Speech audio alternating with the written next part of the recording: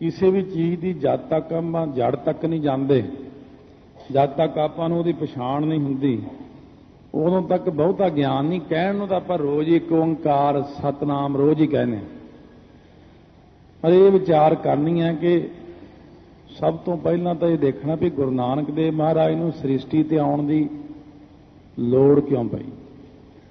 ਕਿਉਂਕਿ ਪਰਜਾ ਜਿਹੜੀ ਸੀ ਉਹ ਸਾਰੀ ਐਸੀ ਹੋ ਗਈ ਕਿ ਇੱਕ ਦੂਜੇ ਨੂੰ ਮਾਰਨਾ, ਲੁੱਟਣਾ, ਖੋਹਣਾ, ਖਿੰਜਣਾ, ਇੱਜ਼ਤ ਨਾਮ ਦੀ ਕੋਈ ਚੀਜ਼ ਨਹੀਂ ਹੈ। ਅੱਜ ਵਾਲਾ ਹੀ ਹਾਲ ਸੀ, ਇਹ ਹੁਣ ਤੁਰਿਆ ਜਾ ਰਿਹਾ ਕੰਮ। ਸੋ ਕਲਮਲ ਹੋਈ ਮੇਦਨੀ ਅਰਦਾਸ ਕਰੇ ਲਿਵਲਾਏ, ਅਕਾਲ ਪੁਰਖ ਦੇ ਚਰਨਾਂ 'ਚ ਬੇਨਤੀ ਕੀਤੀ ਧਰਤੀ ਨੇ ਕਿ ਅਕਿਰਤ ਘਣ ਬਹੁਤ ਹੋ ਗਏ ਨੇ ਮੇਰੇ ਤੇ, ਬੜਾ ਭਾਰ ਸਹਿੰਦੀ ਹਾਂ ਪਰ ਸਿਹਾ ਨਹੀਂ ਜਾਂਦਾ। ਮੈਂ ਚੱਲੀ, ਮੈਂ ਡੁੱਬ ਚੱਲੀ ਹਾਂ, ਨਿੱਗਰ ਚਲੋ ਰਸਾਤਲ ਟੋਆ, ਮੈਂ ਚੱਲੀ ਹਾਂ ਥੱਲੇ ਨੂੰ। ਅਕਾਲ ਪੁਰਖ ਮਹਾਰਾਜ ਨੇ ਧੀਰਜ ਦਿੱਤਾ। ਸੋ ਉਸ ਵਕਤ ਧੀਰਜ ਦੇ ਕੇ ਮਹਾਰਾਜ ਨੇ ਕਲਮਲ ਹੋਈ ਮੇਦਨੀ ਅਰਦਾਸ ਕਰੇ ਲਿਵ ਲਾਏ, ਸੱਚਾ ਸੁਣਿਆ ਕੰਨ ਦੇ, ਧੀਰਕ ਦੇਵੈ ਸਹਿਜ ਸੁਭਾਏ। ਧੀਰਜ ਦਿੰਦੇ ਨੇ ਮਹਾਰਾਜ, ਕੋਈ ਨਹੀਂ ਧੀਰਜ ਰੱਖ। ਸਾਰੇ ਜਣੇ ਇਕੱਠੇ ਹੋ ਕੇ ਗਏ ਸੀ, ਇਹ ਜਿੰਨੇ ਦੇਵਤੇ ਨੇ। ਮਹਾਰਾਜ ਨੇ ਕਿਹਾ ਸੀ ਧਰਤੀ ਦੇ ਉੱਤੇ ਨਾਮ ਜਪਾਓ ਸਾਡਾ। ਇਹ ਕਹਿਣ ਲੱਗੇ ਕਲਯੁਗ ਦਾ ਮਹਾਰਾਜ ਇੰਨੀ ਕਮਾਈ ਹੈ, ਇੰਨੀ ਤਪੱਸਿਆ ਉਹਦੀ, ਅਸੀਂ ਉਹਦੇ ਬਰਾਬਰ ਕੋਈ ਵੀ ਨਹੀਂ ਪਹੁੰਚ ਸਕਦਾ ਹਾਂ। ਸਾਰਿਆਂ ਨੇ ਹੱਥ ਖੜੇ ਕਰ ਦਿੱਤੇ। ਕਿਆ ਬ੍ਰਹਮਾ ਵਿਸ਼ਨੂੰ ਮਹੇਸ਼, ਕਿਆ 33 ਕਰੋੜ ਦੇਵਤਾ, ਕਿਆ ਦੇਵੀਆਂ, ਇਹਨਾਂ ਸਭ ਨੇ ਹੱਥ ਖੜੇ ਕਰਤੇ ਵੀ ਸਾਡੇ ਬਸ ਕੁਝ ਨਹੀਂ ਗਾ। ਕਿਉਂਕਿ ਕਲਯੁਗ ਦੀ ਤਪੱਸਿਆ ਸਾਰਿਆਂ ਨਾਲੋਂ ਜ਼ਿਆਦਾ ਹੈ ਸਾਤੋਂ। ਤੋ ਫਿਰ ਨਾਰਾਇਣ ਅਕਾਲ ਪੁਰਖ ਵਾਹਿਗੁਰੂ ਕਹਿਣ ਲੱਗੇ ਚਲੋ ਫਿਰ ਅਸੀਂ ਆਪ ਆਉਂਦੇ ਹਾਂ। ਹੁਣ ਆਪ ਨਾਰਾਇਣ ਕਲਾ ਧਾਰ ਜਗ ਮਹਿ ਪਰਵਰਿਓ, ਨਿਰੰਕਾਰ ਆਕਾਰ ਜੋਤ ਜਗ ਮੰਡਲ ਕਰਿਓ। ਧੰਨ ਗੁਰੂ ਨਾਨਕ ਦੇਵ ਸਾਹਿਬ ਮਹਾਰਾਜ ਨੇ ਅਵਤਾਰ ਧਾਰ ਕੇ ਸਾਰੇ ਸੰਸਾਰ ਨੂੰ ਸਿੱਧੇ ਮਾਰਗ ਤੇ ਲਾਇਆ। ਸੰਸਾਰ ਨੂੰ ਤਾਰਦਿਆਂ ਸਤਿਗੁਰੂ ਨਾਨਕ ਦੇਵ ਮਹਾਰਾਜ ਸੱਚੇ ਪਾਤਸ਼ਾਹ ਸਿੱਧਾਂ ਨਾਲ ਚਰਚਾ ਹੋਈ, ਕਿਉਂਕਿ ਉਦੋਂ ਸਿੱਧਾਂ ਲੋਕਾਂ ਦੀ ਬੜੀ ਮਸ਼ਹੂਰੀ ਸੀ ਸੰਸਾਰ ਦੇ ਅੰਦਰ। ਸੋ ਗੁਰੂ ਨਾਨਕ ਦੇਵ ਮਹਾਰਾਜ ਸੱਚੇ ਪਾਤਸ਼ਾਹ ਦਾ ਜਿਹੜਾ ਅਵਤਾਰ ਹੈ, ਅਕਾਲ ਪੁਰਖ ਆਪ ਵਾਹਿਗੁਰੂ ਨੇ ਅਵਤਾਰ ਧਾਰਿਆ ਹੈ।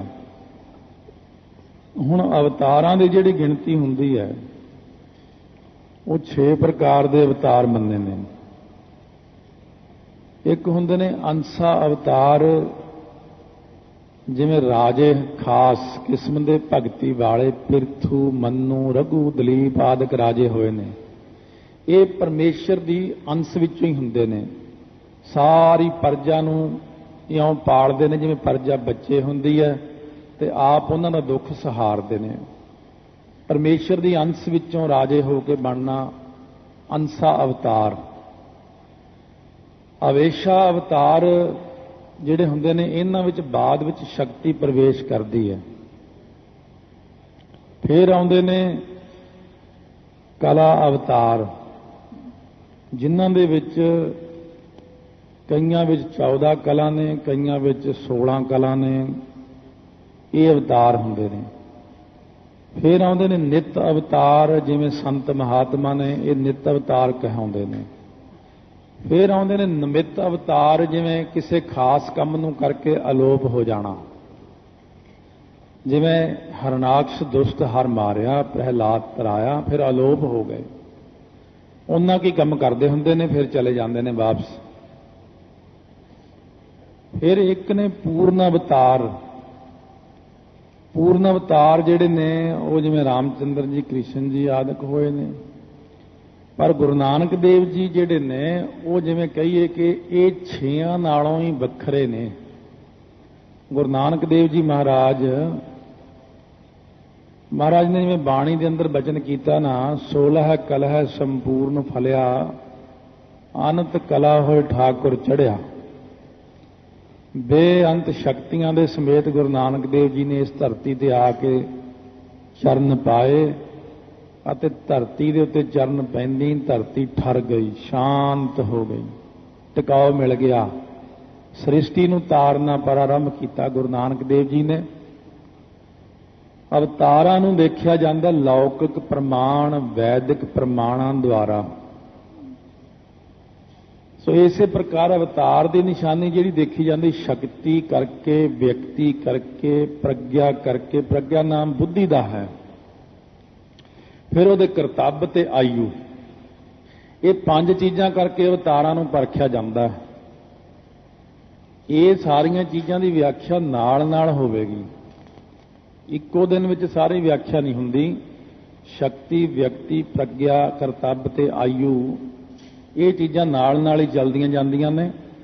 ਤੇ ਇਸ ਪ੍ਰਕਾਰ ਗੁਰੂ ਨਾਨਕ ਦੇਵ ਮਹਾਰਾਜ ਸ੍ਰਿਸ਼ਟੀ ਤੇ ਆਏ ਨੇ। ਸਤਿਗੁਰੂ ਨਾਨਕ ਦੇਵ ਮਹਾਰਾਜ ਜਦੋਂ ਗੁਰੂ ਅੰਗਦ ਦੇਵ ਜੀ ਬਾਬਾ ਲਹਿਣਾ ਜੀ ਦੇ ਰੂਪ ਵਿੱਚ ਸੀ ਤਾਂ ਸਿੱਧ ਆਏ ਸ੍ਰੀ ਕਰਤਾਰਪੁਰ ਸਾਹਿਬ, ਰਾਵੀ ਤੋਂ ਪਰਲੇ ਪਾਸੇ ਹੈ ਜੋ ਸਿੱਧ ਆ ਕੇ ਗੁਰੂ ਅੰਗਦ ਦੇਵ ਮਹਾਰਾਜ ਨੂੰ ਸਭ ਤੋਂ ਪਹਿਲਾਂ ਜੋ ਮਿਲੇ, ਕਹਿਣ ਲੱਗੇ ਤੁਹਾਡਾ ਮੂਲ ਮੰਤਰ ਗੁਰ ਮੰਤਰ ਦਾ ਸਾਰਾ ਅਸੀਂ ਪੁੱਛ ਲਿਆ, ਬੀਜ ਮੰਤਰ ਵੀ ਪੁੱਛ ਲਿਆ, ਹੁਣ ਤੁਹਾਡਾ ਮਾਲਾ ਮੰਤਰ ਕਿਹੜਾ? ਕਿਉਂਕਿ ਜਦੋਂ ਕੋਈ ਧਰਮ ਨਵਾਂ ਚੱਲੇ ਨਾ ਤਾਂ ਉਹਨੂੰ ਪ੍ਰਸ਼ਨ ਬੜੇ ਖੜੇ ਕਰਦੇ ਨੇ ਸਾਰੇ ਜਾਣੇ। ਹਰੇਕ ਧਰਮ ਵਿੱਚ ਵੀ ਸਾਡੇ ਵਿੱਚ ਆਹ ਮਾਲਾ ਮੰਤਰ ਹੈ, ਤੁਹਾਡੇ 'ਚ ਮਾਲਾ ਮੰਤਰ ਕਿਹੜਾ? ਤਾਂ ਗੁਰੂ ਅੰਗਦ ਦੇਵ ਮਹਾਰਾਜ ਬਾਬਾ ਲਹਿਣਾ ਜੀ ਦੇ ਰੂਪ ਵਿੱਚ ਜਾ ਕੇ ਫਿਰ ਮੱਥਾ ਟੇਕਿਆ। ਮਹਾਰਾਜ ਇਹ ਸਿੱਧ ਇਹ ਪੁੱਛਦੇ ਨੇ ਕਿ ਮਾਲਾ ਮੰਤਰ ਤੁਹਾਡਾ ਕਿਹੜਾ? ਗੁਰੂ ਨਾਨਕ ਦੇਵ ਜੀ ਕਹਿਣ ਲੱਗੇ ਪੁਰਖਾ ਆਪਣਾ ਮਾਲਾ ਮੰਤਰ ਜਿਹੜਾ ਉਹ ਜਪਜੀ ਸਾਹਿਬ ਹੈ। ਤੇ ਮਹਾਰਾਜ ਫਿਰ ਇਹ ਗੁਰੂ ਨਾਨਕ ਦੇਵ ਜੀ ਕਹਿਣ ਲੱਗੇ ਅਸੀਂ ਸਿੱਧਾਂ ਨਾਲ ਚਰਚਾ ਕੀਤੀ, ਕਈ ਜਗ੍ਹਾ ਦੇ ਉੱਤੇ ਕਈ ਥਾਵਾਂ ਤੇ ਜਪਜੀ ਸਾਹਿਬ ਦਾ ਪਾਠ ਉਚਾਰਿਆ। ਇਹਨਾਂ ਦੀ ਪੌੜੀਆਂ ਦੀ ਤਰਤੀਬ ਲਾਉਣੀ ਰਹਿੰਦੀ ਹੈ। ਪੌੜੀਆਂ ਦੀ ਤਰਤੀਬ ਗੁਰੂ ਅੰਗਦ ਦੇਵ ਜੀ ਕੋਲੋਂ ਲਵਾਈ ਮਹਾਰਾਜ ਜੀ ਨੇ। ਪੌੜੀਆਂ ਦੀ ਤਰਤੀਬ ਲਾ ਕੇ ਸ਼ਲੋਕ ਸਮੇਤ ਸਤਿਗੁਰੂ ਮਹਾਰਾਜ ਨੇ ਸ੍ਰੀ ਜਪਜੀ ਸਾਹਿਬ ਦਾ ਪਾਠ ਬਖਸ਼ਿਸ਼ ਕੀਤਾ ਆਪਾਂ ਨੂੰ। ਸੋ ਜਦੋਂ ਮਹਾਰਾਜ ਸੱਚੇ ਪਾਤਸ਼ਾਹ ਕਹਿਣ ਲੱਗੇ ਅਸੀਂ ਸੁਮੇਰ ਪਰਬਤ ਤੇ ਗਏ, ਸਿੱਧਾਂ ਦੇ ਨਾਲ ਚਰਚਾ ਕੀਤੀ, ਤਾਂ ਜਿਹੜੇ ਸਿੱਧਾਂ ਨੇ ਸਾਨੂੰ ਪ੍ਰਸ਼ਨ ਕੀਤੇ, ਪ੍ਰਸ਼ਨਾਂ ਦੇ ਵਿੱਚ ਜਿਹੜਾ ਸਿੱਧਾਂ ਨੇ ਇਹ ਬਚਨ ਕੀਤਾ ਸੀ ਕਿ ਇਹ ਜਿਹੜਾ ਤੁਸੀਂ ਕਹਿੰਦੇ ਹੋ ਕਿ ਇੱਕ ਓੰਕਾਰ, ਇਹ ਓੰਗ ਲਿਖਿਆ ਹੋਇਆ ਅਸਲ ਵਿੱਚ ਵੇਦਾਂ ਦੇ ਵਿੱਚ, ਤੁਸੀਂ ਇਹਨੂੰ ਇੱਕ ਓੰਕਾਰ ਕਿਉਂ ਕਹਿੰਦੇ ਹੋ? ਇਹ ਤੁਸੀਂ ਨਵੀਂ ਰੀਤੀ ਚਲਾ ਦਿੱਤੀ ਹੈ। ਏਕਾ ਲਾਤਾ ਅੱਗੇ, ਕਾਰ ਲਾ ਦਿੱਤੀ ਉੱਪਰ, ਓੰਗ ਕਾਫੀ ਨਹੀਂ ਹੈ। ਤਾਂ ਗੁਰੂ ਨਾਨਕ ਦੇਵ ਮਹਾਰਾਜ ਸੱਚੇ ਪਾਤਸ਼ਾਹ ਕਹਿਣ ਲੱਗੇ ਇਹ ਜਿਹੜਾ ਓੰਗ ਹੈ ਨਾ, ਇਹ ਤ੍ਰਿਧਾ ਰੂਪ ਹੈ। ਚਾਹੇ ਕਈ ਅੱਖਰ ਸੰਗਤ ਨੂੰ ਔਖੇ ਵੀ ਲੱਗਣ, ਚਾਹੇ ਤੁਹਾਨੂੰ ਕਈ ਚੀਜ਼ਾਂ ਐਸੀਆਂ ਵੀ ਲੱਗਣਗੀਆਂ ਸਮਝ ਤੋਂ ਬਾਹਰ ਵੀ ਹੋ ਜਾਂਦੀਆਂ, ਪਰ ਸਮਾਂ ਪਾ ਕੇ ਸਮਝ ਲੱਗ ਜਾਂਦੀਆਂ ਨੇ। ਪਰ ਇਹ ਹੈ ਵੀ ਇੰਨੀ ਜਾਣਕਾਰੀ ਹੋਣੀ ਆਪਣੇ ਲਈ ਬੜੀ ਜ਼ਰੂਰੀ ਹੈ, ਕਿਉਂਕਿ ਤੁਹਾਡੀ ਆਪਸ ਵਿੱਚ ਚਰਚਾ ਤਾਂ ਹੁੰਦੀ, ਕਦੇ ਬਾਹਰਲੇ ਨਾਲ ਚਰਚਾ ਕਦੇ ਹੋ ਜੇ ਨਾ, ਫਿਰ ਇਹਨਾਂ ਚੀਜ਼ਾਂ ਦੀ ਬੜੀ ਲੋੜ ਪੈਂਦੀ। ਤ੍ਰਿਧਾ ਰੂਪ ਹੁੰਦੀ ਹੈ, ਤ੍ਰਿਧਾ ਹੁੰਦੀ ਹੈ ਰਾਜਸੀ, ਤਾਮਸੀ, ਸ਼ਾਂਤ ਕੀ, ਰਜੋਗੁਣ, ਤਮੋਗੁਣ, ਸਤੋਗੁਣ। ਮਹਾਰਾਜ ਕਹਿਣ ਲੱਗੇ ਜਿਹੜਾ ਓੰਗ ਹੈ ਨਾ, ਇਹ 3 ਅੱਖਰਾਂ ਤੋਂ ਬਣਿਆ ਹੈ। ਆ, ਆੜਾ, ਓ, ਊੜਾ ਤੇ ਮਾ, ਆ, ਓ, ਮਾ। ਮਹਾਰਾਜ ਕਹਿਣ ਲੱਗੇ ਆਕਾਰ ਜਿਹੜਾ ਪਹਿਲਾਂ, ਫਿਰ ਓਕਾਰ, ਫਿਰ ਮਕਾਰ। ਇਹ ਜਿਹੜਾ ਆਕਾਰ ਹੈ ਇਹ ਰਜੋਗੁਣੀ ਹੈ, ਇਹ ਬ੍ਰਹਮਾ ਦਾ ਵਾਚਕ ਹੈ। ਇਹ ਜਿਹੜਾ ਓਕਾਰ ਹੈ ਇਹ ਸਤੋਗੁਣੀ ਹੋਣ ਕਰਕੇ ਵਿਸ਼ਨੂੰ ਦਾ ਵਾਚਕ ਹੈ। ਇਹ ਜਿਹੜਾ ਮਕਾਰ ਹੈ ਇਹ ਤਮੋਗੁਣੀ ਹੋਣ ਕਰਕੇ ਸ਼ਿਵ ਜੀ ਦਾ ਵਾਚਕ ਹੈ। ਇਹਦੇ 3 ਅਰਥ ਹੋ ਗਏ ਤੁਹਾਡੇ ਓੰਗ ਦੇ। ਲਿਆਓ ਇਹ 'ਚ ਪਰਮੇਸ਼ਰ ਲਿਆਓ, ਕਿੱਥੇ ਹੈ? ਸਾਰੇ ਚੁੱਪ ਹੋ ਗਏ। ਮਹਾਰਾਜ ਕਹਿੰਦੇ ਦੱਸੋ ਪਰਮੇਸ਼ਰ ਦਾ ਨਾਮ ਕਿੱਥੇ ਇਹਦੇ 'ਚ? ਓੰਗ ਤਾਂ ਤੁਸੀਂ ਕਹੀ ਜਾਂਦੇ ਹੋ, ਇਹ ਓੰਗ ਦੇ ਅਰਥ ਤਾਂ 3 ਬਣ ਗਏ, ਹੁਣ ਓੰਗ 'ਚ ਪਰਮੇਸ਼ਰ ਦਾ ਕਿੱਥੋਂ ਨਾਮ ਲਿਆਓਗੇ? ਇਹ ਤਾਂ 3 ਚੀਜ਼ਾਂ ਖੜੀਆਂ ਹੋ ਗਈਆਂ ਵਿੱਚ। ਮਹਾਰਾਜ ਕਹਿਣ ਲੱਗੇ 7 ਮੱਤਾਂ ਵਾਲਿਆਂ ਨੇ 9 ਅਰਥ ਕਰਕੇ 63 ਪ੍ਰਕਾਰ ਦਾ ਵਿਵਾਦ ਖੜਾ ਕੀਤਾ ਹੋਇਆ ਹੈ। ਕਿਉਂਕਿ ਹਿਰਨ ਜਿਹੜਾ ਹੈ ਨਾ, ਹਿਰਨ ਗਰਭ ਬ੍ਰਹਮਾ ਜੀ ਨੇ ਉਚਾਰਨ ਕੀਤਾ, ਉਹ 'ਚ ਉਹਨਾਂ ਨੇ 9 ਪ੍ਰਕਾਰ ਦੱਸੇ, ਪਰਮੇਸ਼ਰ ਦੇ 9 ਰੂਪ ਨੇ। फिर कपिल मुनि ने 9 रूप दसे ने। कपिल मुनि भी 9 रूप कही जाता। वो 9 रूप काफ़ी ज़्यादा विस्तार है, इस करके नहीं दस रहा मैं। बस यही जान लो कि कोई कहता वो त्रिकाल है, त्रिवर्ग है, त्रिसर्ग है, कई कई नाम ने दे। ये तीन तीन तीन तीन करके एक बारी च 3 जाने आते हैं। त्रिकाल, त्रिवर्ग, त्रिसर्ग करके तो 9 भेद पाते परमेश्वर विच। सो इसे प्रकार महाराज सच्चे पातशाह कहते फिर ये जिहड़ा कपिल मुनि है ये तो अपना बचन कही जाता है, तो एक होर मुनि जिहड़ा होया वो अपना बचन कही जाता है। सनक, सनंदन, सनातन, संत कुमार जिहड़े ने ये 9 प्रकार के वखरे भेद दसदे ने। ते फिर जिहड़े ब्रह्मंशक वाले ने वो 9 वखरे भेद दसदे ने। शिव मत जिहड़ा 9 वखरे भेद दसदा। इसे प्रकार जिहड़े वैष्णव मत वाले ने, पंचरात्र नारद वाले, नारद मुनि ने 9 भेद वखरे दसे ने। जिहड़े ईसाई ने ये कहंदे ने रूह मुकद्दस है एक नंबर ते, दूसरा खुदा, तीसरा है ईसा पैगंबर। ये 3 रूप हो गए। मुसलमान कहते ने नहीं 2 रूप ने, वो कहते एक खुदा एक पैगंबर। महाराज कहते कोई है तुहाडे कोल टिकाणा? सारे जाने इन्ने इन्ने रूप कथन करी जाने हो, 63 भेद तुसी पा दिते, फिर जेड़ा उठदा वो अपने मूहरे ओंग ला लैंदा। ये संपूर्णता नहीं कीती तुसी। महाराज गुरु नानक देव जी कहण लगे ये जिहड़े देवते ने आकार, उकार, मकार, तिन्ने रजो तमो सतो ते ब्रह्मा विष्णु मेह जिहड़े कहे ने, ये तिन्नां विच कोई जान है? इन्हां ने सत्ता कित्थों लई? कहंदे जी परमेश्वर कोलों। कहंदे फिर परमेश्वर दा तां वाचक उरे दिखाया ही नहीं तुसीं। तां गुरु नानक देव जी महाराज कहण लगे असीं उत्ते जिहड़ी लाई है ना कार, उतले पासे वो पहलां प्रैसां वाले मेटणे लागे सी इहनूं उतली कार नूं, जिहड़ी उपरले पासे कार हुंदी है ना, आम तौर ते लोग कार्डां दे उत्ते होरनां थावां ते पहलां कार नूं मेटਣਾ शुरू कर दिता। किसी नूं ਇਹ ਤਾਂ पता नहीं कि एक कार ਦਾ मतलब की है। कार ਦਾ मतलब परमेश्वर।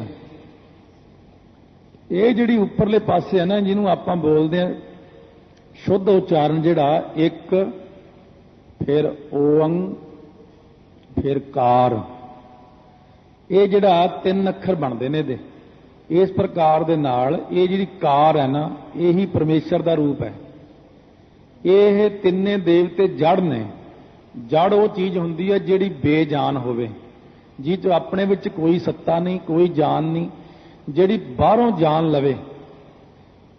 ये तिन्ना देवतियां नूं प्रकाश, वाहिगुरु आप है तिन्ना देवतियां नूं प्रकाश देण वाला। एका माई जुगत व्याई, 3 चेले परवान, एक संसारी, एक भंडारी, एक लाए दीवान।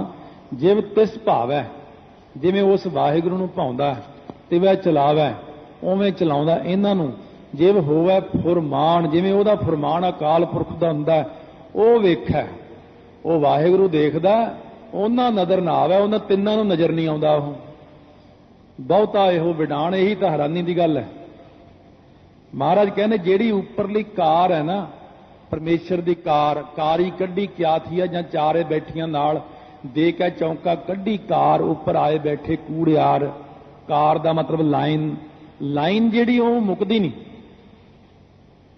लाइन तुसीं खिंचनी शुरू कर दो, भावें सारी धरती दी खिंच दो, भावें सारी धरती दे दुआले खिंच दो, फिर दूजी लाइन खिंच दो, लाइन किहड़ा मुकनी कदे। लाइन का मतलब हुंदा कंटीन्यूस लगातार चलण वाला। कौन है? अकाल पुरख वाहिगुरु।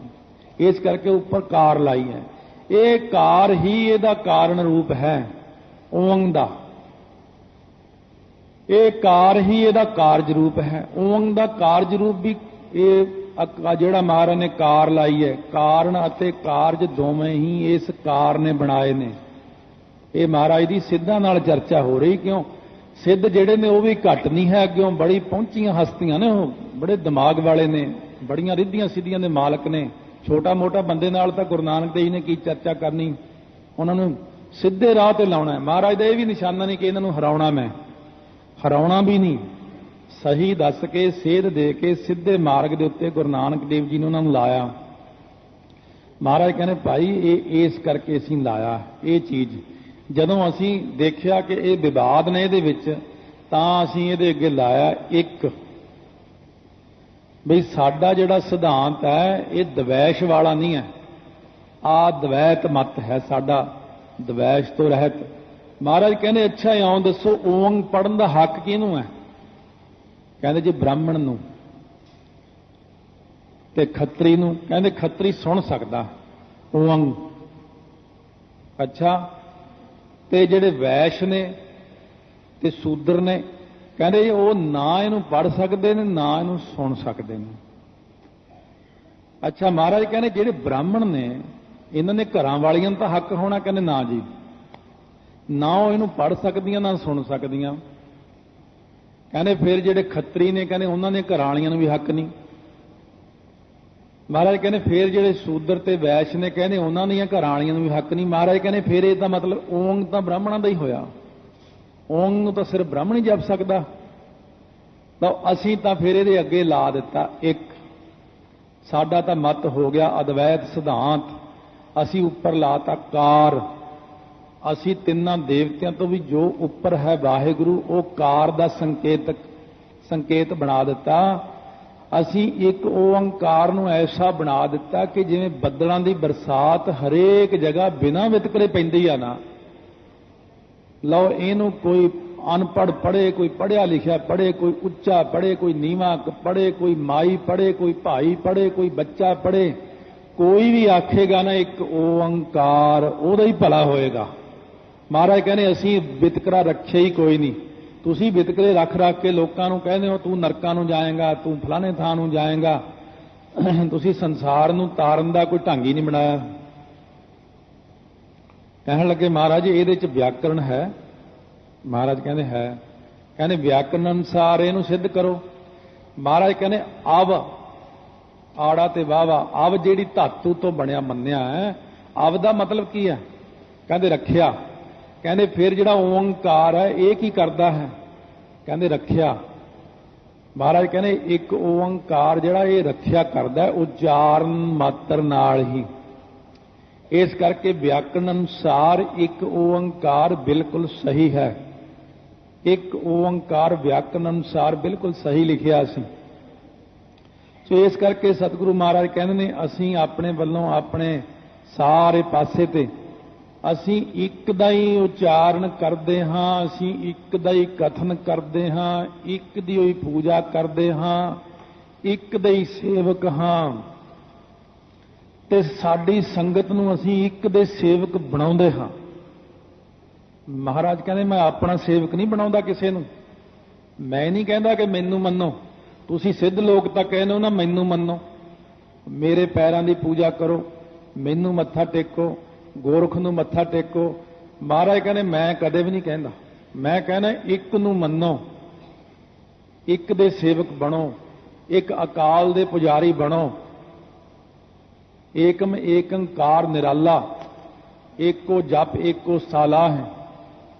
इस करके महाराज कहने असीं तां कहने एक दे पुजारी बनाउंदे हां, सारिआं नूं असीं किसे नाल वखरेवा नहीं रखदे। महाराज सच्चे पातशाह नूं कहण लगे ये जिहड़ा ओं अखर आपने कहा ओंकार, फिर ये बनिया कित्थों? महाराज गुरु नानक देव जी कहण लगे परमेश्वर ने जदों सृष्टि बनाई है उदों किहड़ी पंक्ति पढ़ी सी, की सोचिया सी मन च? कहंदे इहदा पता तुहानूं? कहण लगे हाँ जी इन्ना क तां पता है। एको हंग श्यामा बहु परजा जाए, एक तो मैं बहुते रूप हो जावां, ये कहा सी उन्हां ने। महाराज कहते जिहड़ा एको हंग अखर है ना इहदे विचों ही ओंकार ने जन्म लिया। महाराज वो किवें? कहंदे जिहड़ा एको को अखर है ना जिहड़ा इहदे चों जन्म लैंदा ओकार। जिहड़ा एको हंग अखर है ना इहदे चों जन्म लैंदे दो अखर आकार ते मकार। इहदे विचों ही असीं लिया है कार, अर्ध बिंद पहचान। ये जड़ा ना आकार उकार मकार अर्ध बिंद पहचान चारों को समुदाय जो ओंकार पहचान, ये चारां दा समुदाय बनदा ओंकार। इस करके इन्हां जिहड़ा परमेश्वर दा ये अखर है ना एको हंग, ਇਹਦੇ ਵਿੱਚੋਂ ਹੀ ਓੰਗ ਨੇ ਜਨਮ ਲਿਆ ਹੈ। ਓੰਕਾਰ ਅਸੀਂ ਬਣਾ ਕੇ ਆਪਣੇ ਪਿਆਰਿਆਂ ਨੂੰ ਬਖਸ਼ਿਸ਼ ਕੀਤਾ ਹੈ। ਇੱਕ ਓੰਕਾਰ ਹੁਣ ਇਹਨੂੰ ਜਰਾ ਸੋਚ ਕੇ ਕਹਿਣਾ ਆਪਾਂ ਨੇ। ਜਦੋਂ ਤੱਕ ਤਾਂ ਗਿਆਨ ਨਹੀਂ ਹੁੰਦਾ ਆਪਾਂ ਨੂੰ ਇੱਕ ਓੰਕਾਰ ਦਾ, ਉਦੋਂ ਤੱਕ ਤਾਂ ਆਪਾਂ ਮੇਰਾ ਖਿਆਲ ਇੱਕ ਓੰਕਾਰ ਵੱਲ ਕਦੇ ਧਿਆਨ ਵੀ ਨਹੀਂ ਦਿੱਤਾ ਹੋਣਾ ਇਹਨਾਂ, ਕਿਉਂਕਿ ਇੱਕ ਓੰਕਾਰ ਤਾਂ ਸਭ ਤੋਂ ਸ਼ੁਰੂ ਚ ਆਉਂਦਾ ਨਾ। ਇਹ ਤਾਂ ਆਪਾਂ ਹਮੇਸ਼ਾ ਹੀ ਇਉਂ ਹੀ ਕਹਿ ਕੇ ਲੰਘ ਇੱਕ ਓੰਕਾਰ ਸਤਨਾਮ ਕਰਤਾ ਪੁਰਖ। ਇੱਕ ਓੰਕਾਰ ਵਿੱਚ ਖਾਸ ਧਿਆਨ ਨਹੀਂ ਗਿਆ ਆਪਣਾ ਕਦੇ, ਪਰ ਅੱਜ ਦੇ ਇਸ ਵਿਚਾਰ ਨਾਲ ਸੰਗਤ ਦਾ ਧਿਆਨ ਵਿਸ਼ੇਸ਼ ਜਾਵੇਗਾ ਕਿ ਇੱਕ ਕਿਉਂ ਲਾਇਆ ਹੈ।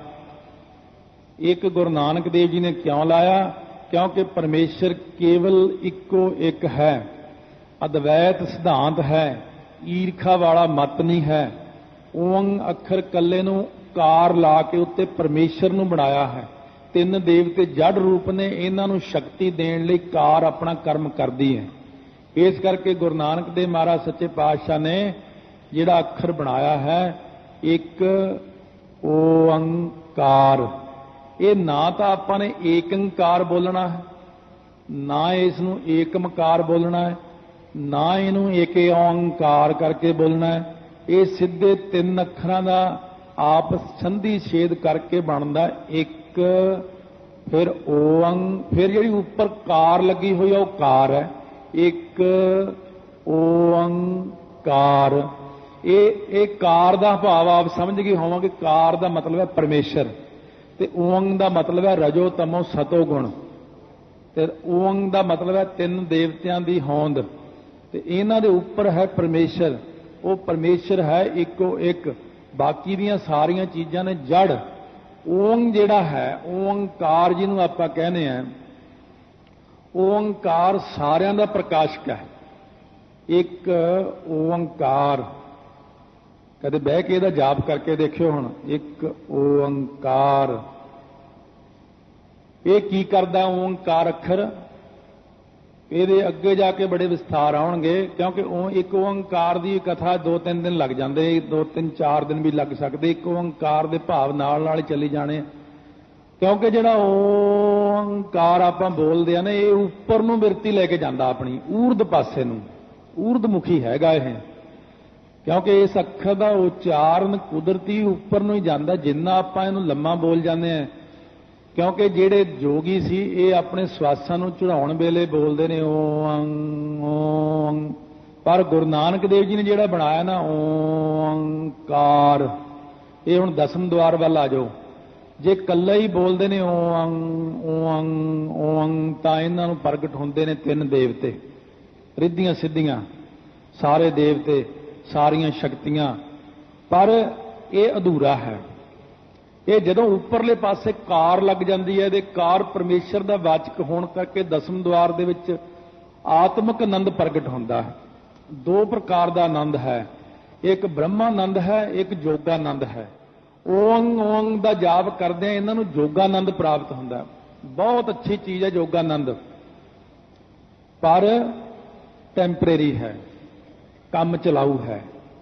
ਆਨੰਦ ਤਾਂ ਬੜਾ ਆਉਂਦਾ ਬਈ ਜਦੋਂ ਤੱਕ ਮਨ ਟਿਕਿਆ ਰਹਿੰਦਾ ਨਾ ਓੰਗ ਓੰਗ ਕਰਦਿਆਂ, ਦਸਮ ਦੁਆਰ ਵਿੱਚ ਸਵਾਸ ਟਿਕੇ ਨੇ ਜੋਗੀਆਂ ਦੇ, ਉਦੋਂ ਤੱਕ ਉਹਨਾਂ ਨੂੰ ਆਨੰਦ ਹੈ। ਜਦੋਂ ਥੱਲੇ ਉਤਰ ਆਏ ਫਿਰ ਆਪਣੇ ਵਰਗੇ ਹੀ ਬਣ ਜਾਂਦੇ ਨੇ। ਪਰ ਗੁਰੂ ਨਾਨਕ ਦੇਵ ਜੀ ਨੇ ਜਿਹੜੀ ਕਾਰ ਲਾਈ ਹੈ ਨਾ, ਇਹ ਕਾਰ ਵਿੱਚ ਹੀ ਤਾਂ ਸਾਰਾ ਪ੍ਰਕਾਸ਼ ਹੈ। ਇਹ ਜਿਹੜੀ ਆਪਾਂ ਨੂੰ ਮਹਾਰਾਜ ਨੇ ਇਹ ਕਿਹਾ ਨਾ ਇੱਕ ਓੰਕਾਰ, ਇਹ ਕਾਰ ਵਿੱਚ ਹੀ ਸਾਰਾ ਕੁਝ ਪਿਆ ਹੈ। ਬਸ ਇਸ ਦਾ ਧਿਆਨ ਰੱਖਣਾ। ਮਹਾਰਾਜ ਕਹਿੰਦੇ ਨੇ ਇਹ ਇੱਕ ਓੰਕਾਰ ਜੋ ਸਭਨਾਂ ਦਾ ਪ੍ਰਕਾਸ਼ਕ ਹੈ, ਉਹ ਚਾਰ ਨੇ ਮਾਤਰ ਸੇ ਰੱਖਿਆ ਕਰਦਾ ਹੈ। 6 ਚੀਜ਼ਾਂ ਦਾ ਪ੍ਰਕਾਸ਼ ਆਪਾਂ ਪਹਿਲਾਂ ਵੀ ਕਈ ਵਾਰੀ ਸੁਣਿਆ। ਆਕਾਸ਼ ਵਿੱਚ ਬਿਜਲੀ, ਬੱਦਲਾਂ ਵਾਲੀ ਬਿਜਲੀ ਵਿੱਚ ਪਰਮੇਸ਼ਰ ਦਾ ਪ੍ਰਕਾਸ਼ ਹੈ। ਤਾਰਿਆਂ ਵਿੱਚ, ਸੂਰਜ ਵਿੱਚ, ਚੰਦਰਮਾ ਵਿੱਚ ਮਨੁੱਖ ਦੀ ਬੁੱਧੀ ਤੇ ਧਰਤੀ ਦੇ ਉੱਤੇ ਅੱਗ। ਇਹ 6 ਚੀਜ਼ਾਂ ਨੂੰ ਵਾਹਿਗੁਰੂ ਪ੍ਰਕਾਸ਼ਮਾਨ ਕੌਣ ਕਰਦਾ ਹੈ? ਕਦੇ ਸੋਚਿਆ ਵੀ ਇੱਕ ਓੰਕਾਰ ਕਹਿ ਕੇ ਫਟਾਫਟ ਲੰਘ ਜਾਂਦੇ ਆਪਾਂ? ਉਹ ਅਸਲੀ ਮੂਲ ਰੂਪ ਇੱਕ ਓੰਕਾਰ ਹੀ ਹੈ। ਸਾਰੀ ਬਾਣੀ ਗੁਰੂ ਗ੍ਰੰਥ ਸਾਹਿਬ ਦੀ ਇੱਕ ਓੰਕਾਰ ਦੇ ਵਿੱਚੋਂ ਹੀ ਪ੍ਰਗਟ ਹੋਈ ਹੋਈ ਹੈ। ਆਹ ਇੱਕ ਓੰਕਾਰ ਵਿੱਚ ਸਾਡਾ ਧਿਆਨ ਨਹੀਂ ਜਾਂਦਾ। इस करके जदों भी गुरबाणी पढ़ो तो देखो जिहड़ा ना ਏਕਾ ਲੱਗਿਆ होया वो तो अद्वैत सिद्धांत नूं सिद्ध करदा, पर मूल रूप विच इहदे जिहड़ा अपना बीज मंत्र है ना वो सिर्फ ओंकार ही है। ओंकार एक तां कहने हैं कि साडा सिद्धांत यह है, ਏਕਾ लाउण नाल सिद्धांत यह बन गया, कोई भी जपे, हिंदू जपे, मुसलमान जपे, एक ओंकार नूं सब दा ही भला कर दिंदा है। सो इस करके खत्री ब्राह्मण सूद वैस उपदेश चौं वर्णा को साझा किया महाराज ने। गुरुद्वारे कोई भी आ सकता, कोई भी बैठ सकता, कोई भी बाणी पढ़ के तर सकता। महाराज ने कहा असीं ये नहीं वितकरा रखिया कि इहनूं सिर्फ हिंदू तर सकता, इत्थे ब्राह्मण तर सकता, इत्थे फलाना नहीं तर सकता, फलाना डुब जाएगा। महाराज ने वचन किया, जो प्राणी गोविंद ध्यावै पढ़िया अनपढ़िया परमगत पावै। कहने भावें मेरे वालों कोई दुनिया च भाई पढ़िया लिखिया, भावें कोई अनपढ़ है, जेड़ा भी बंदा आखेगा सतनाम श्री वाहेगुरु साहिब जी, सतनाम श्री वाहेगुरु साहिब जी, सतनाम श्री वाहेगुरु, सतनाम श्री वाहेगुरु साहिब जी, सतनाम श्री वाहेगुरु साहिब जी। महाराज कहने जेड़ा भी बंदा आखेगा वाहेगुरु, ये वाहेगुरु ओंकार ही है, क्योंकि गुर मंत्र होने करके गुरु दे राही सानू मिलिया, इस करके वाहेगुरु। बाकी भी सारे परमेश्वर दे अपने ही नाम ने। कोई अपने आप को गोबिंद कहाई जावे, कोई राम कहाई जावे, कोई अपने आप को कुछ कहाई जावे, पर नारायण कहाई जावे, ये सारे नाम परमेश्वर दे अपने ही ने। की हो गया जे किसी ने लेके अपने नाल जोड़ लिया नूं भी मेरा नाम नारायण है? नहीं, नारायण नाम परमेश्वर दा ही आ। महाराज कहने मेरा ही नाम है नारायण, मैं ही गोबिंद हाँ, मैं ही सारे रूपां विच बैठा हाँ। इस करके उसे नूं ही देखना नाम जपदियां। महाराज कहने एक ओंकार, जो ओंकार सारियां दा प्रकाशक है, एक ओंकार दा झलकारा झलना औखा है। कल्ले ओंकार दा जाप ज्यादा नहीं करना, वाहिगुरु मंत्र दा जाप ज्यादा करना, क्योंकि गुर मंत्र गुरु साहब ने दिता है। एक ओंकार कल्ले दा जाप जिहड़ा इहदा लश्कारा झलना इन्ना औखा हो जाना तुहानू भी संभालिया नहीं जाना। फिर इस करके इहदे नाल इन्ना कुछ अगे होर लाया, सतनाम करता पुरख निरभौ निरवैर, ताइयों अगे तक लाया नाल। ये सतगुरु महाराज सच्चे पातशाह कहते ने जेड़ा भी उच्चारण करेगा एक ओंकार, ओदी उसे वक्त ही रखिया शुरू कर देंदे ने कि मेरा है, मेरा सिमरन करता है। तब सतगुरु महाराज सच्चे पातशाह ने आपां नूं बख्शिशां कीतियां ने। धन गुरु हरगोबिंद साहिब महाराज ने सच्चे पातशाह ने मेहर कीती है। भाई गोपाला जी तो जपजी साहब का शुद्ध पाठ लगा मात्रा ऐन टिक टका के शुद्ध मन दे नाल शुद्ध हो के 1.25 फुट उच्चा बिठाया सी अपने सामने महाराज ने भाई गोपाले नूं। गुरता गद्दी तो भी 1.25 फुट उच्चा बिठा के जदों भाई गोपाला जी ने कहा एक ओंकार सतनाम, महाराज जी ने उदों ही मत्था टेक दिता, नमस्कार कर दी। किनू? गुरबाणी नूं। किनू? एक ओंकार नूं। महाराज ने नमस्कार की। क्यों? देखो गुरबाणी का सत्कार रखदियां होइयां अपने नालों भी 1.25 फुट 1.25 गिठ उच्चे बिठाउणा, ये पहलां तां गुरबाणी का कितना सत्कार है। फिर उच्चारण महाराज ने कहा शुद्ध होवेगा, जिहदा शुद्ध मन दे नाल पढ़ेगा। गुरता गद्दी देण तक तैयार हो गए सी महाराज, पर भाई का संकल्प उठ गया घोड़े का, इस करके उन्होंने बहुत कुछ ब्रह्म ज्ञान भी देता सी महाराज ने, सारियां बख्शिशां कर दित्तियां। धन गुरु हरगोबिंद साहिब महाराज आपां भी जपजी साहब का शुद्ध पाठ सीखण का यतन कर रहे हैं। ये जानने का यतन कर रहे हैं कि इसकी जड़ कित्थे है, एक दी जड़ कित्थे, ओंकार अखर बनया कित्थों। हुण आपां नूं इह तां पता लग गया ना कि एक हंग अखर तो ओंकार प्रगट होया। इस करके आपां नूं अगर कदे भी किते भी चर्चा हो जाए अपनी गुरसिखां दे विच नहीं, बाहरलियां मत्तां विच